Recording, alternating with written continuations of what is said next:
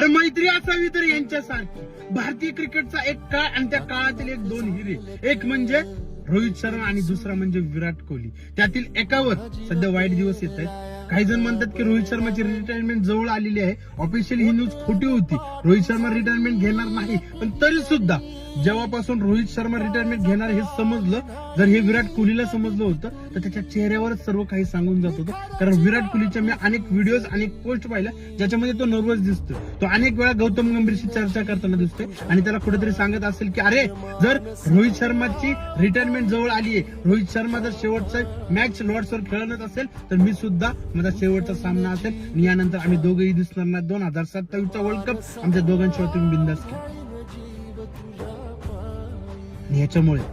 त्याच्यामुळे रोहित शर्माची रिटायरमेंट थांबवली असेल मला असं वाटतं. नाही, रोहित शर्मा आणि विराट कोहली हे सोबतच रिटायरमेंट घेणार हे 100%. यार मित्र असावा तर खरा असावा, एक पाठी राखा. तू नाही ना तर मी पण नाही, तू चाललाय तर मी पण चाललोय. आणि हे दोघं ज्या दिवशी जातील ना तो दिवस खरंच खूप वाईट दिवस असेल क्रिकेट फॅनसाठी. पण मला असं वाटतं की 2027च्या वर्ल्ड कप नंतर ही दोघं रिटायरमेंट घेतील आणि घेतलीच पाहिजे.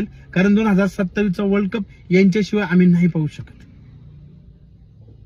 बाकी तुम्हाला काय वाटतं मित्रांनो, काय होईल कमेंट करून नक्कीच सांगा.